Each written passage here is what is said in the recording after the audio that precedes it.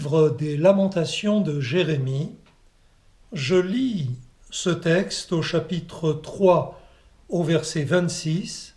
« Il est bon d'attendre en silence le secours de l'Éternel. » Ce verbe attendre, je voudrais rapidement le méditer avec vous. En fait, la Bible est pleine de ce verbe, mais au travers de quelques courts passages, je voudrais essayer de le partager maintenant. Ici, il est question d'attendre le secours de Dieu. Ce n'est pas parce que j'ai choisi ce texte dans le livre des Lamentations de Jérémie qu'il faudrait penser qu'en ce temps de privation et de confinement, nous pouvons geindre, nous plaindre, nous lamenter, en un mot, mais au contraire, Jérémie conseille d'attendre le secours de Dieu, car Dieu est le Dieu du secours, et certainement, il désire secourir son Église, ses enfants. Nous avons tous besoin du secours de Dieu, que ce soit au titre de tous les membres comme à titre individuel. Nous avons besoin du secours de Dieu dans nos vies, et Jérémie nous le dit, inspiré par le Saint-Esprit, il est bon d'attendre en silence le secours de Dieu. Ce silence fait référence à la confiance que nous avons dans le Seigneur. Inutile de se soucier, inutile de s'inquiéter, inutile de s'agiter. Dieu nous secourra, c'est une certitude. Retenons bien ce verbe attendre et ce que Jérémie en dit. Il est bon d'attendre le secours de l'Éternel. Dans le livre du prophète Habakkuk, au chapitre 2 et au verset 3, je lis ceci. « La prophétie marche vers son terme, elle ne mentira pas. Si elle tarde, attends-la. » Nous pouvons nous attendre à l'accomplissement des promesses de Dieu. Vous le savez, quelqu'un a calculé qu'il y avait environ 36 000 promesses dans la parole de Dieu. Je ne les ai pas comptées, mais sans doute y en a-t-il une pour nous.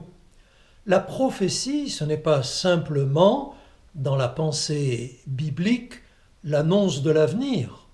La prophétie, c'est la proclamation de la pensée de Dieu.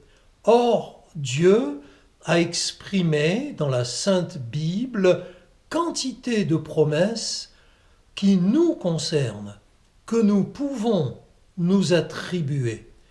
Quelquefois, ces promesses, nous les connaissons bien, elles ont un jour touché notre cœur et nous les espérons, nous espérons les voir se réaliser dans nos vies et nous les attendons. Mais le temps passe.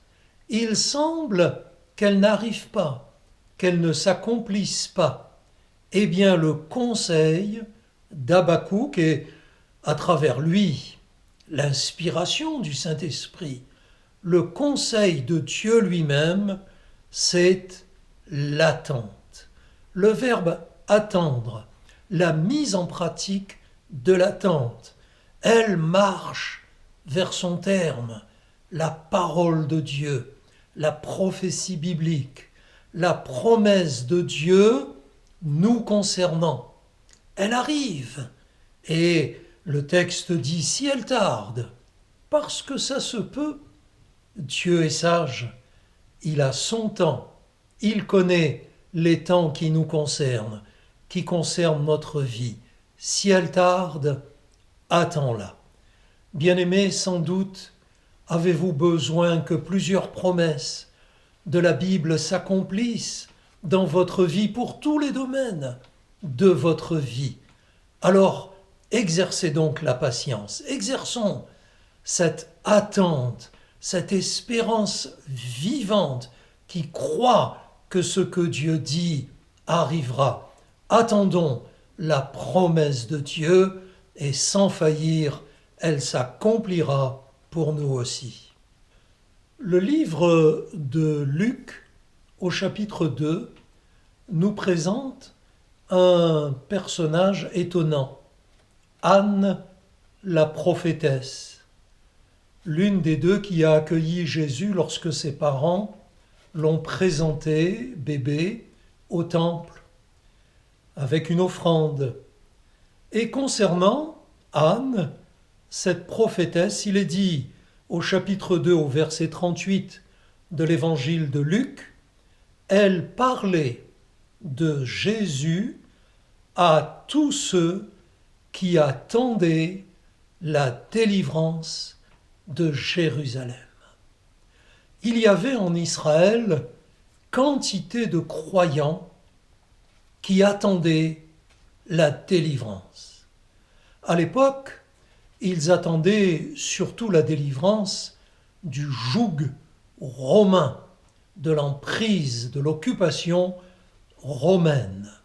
Mais au-delà de cela, comme pour tout être humain, il y avait en eux d'autres désirs de délivrance, comme sans doute nous-mêmes, vous-même, avons-nous besoin, avez-vous besoin de délivrance dans l'un ou l'autre domaine de votre vie, de notre vie. Peut-être avons-nous besoin d'une délivrance physique, psychique, spirituelle, mentale, sentimentale.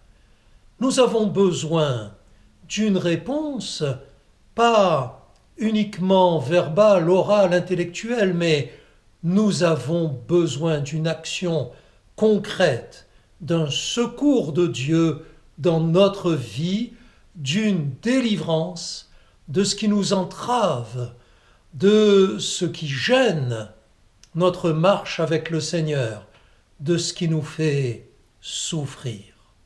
Anne parlait de Jésus à ceux qui attendaient la délivrance. Jésus, c'est le Dieu de la délivrance. Dans les évangiles, combien de milliers de gens le voyons-nous apporter une délivrance, une libération, une guérison, un soulagement.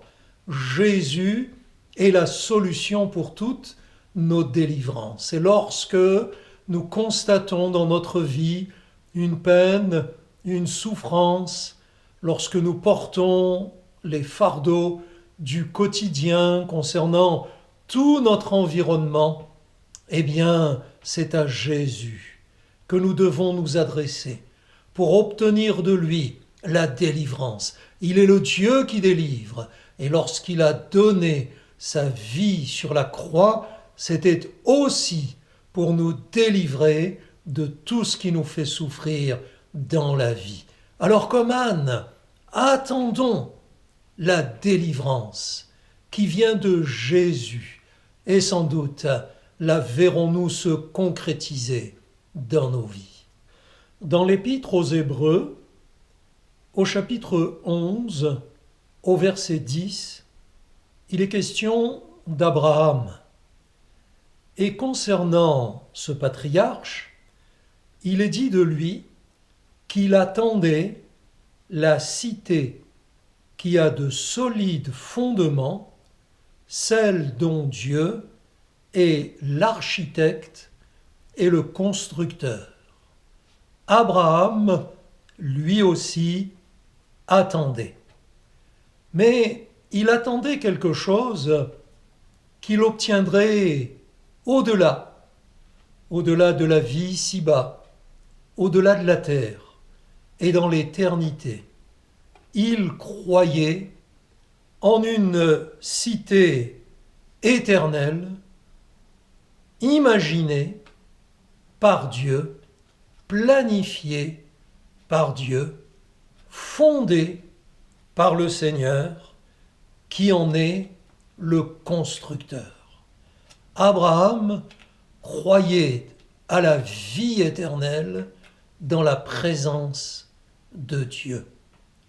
Vous connaissez le parcours d'Abraham sur la terre. Il a eu des hauts, des bas.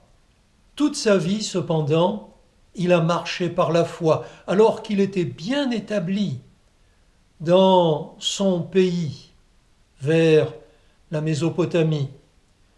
Il a dû tout quitter sur une parole du Seigneur pour partir en direction d'une terre promise, qu'il a mis relativement longtemps à découvrir et où il lui a fallu bien des combats avant de s'établir. Mais en fait, Abraham n'a jamais vraiment été établi au strict sens du terme sur cette terre, parce que dans son cœur, il n'était qu'un pèlerin.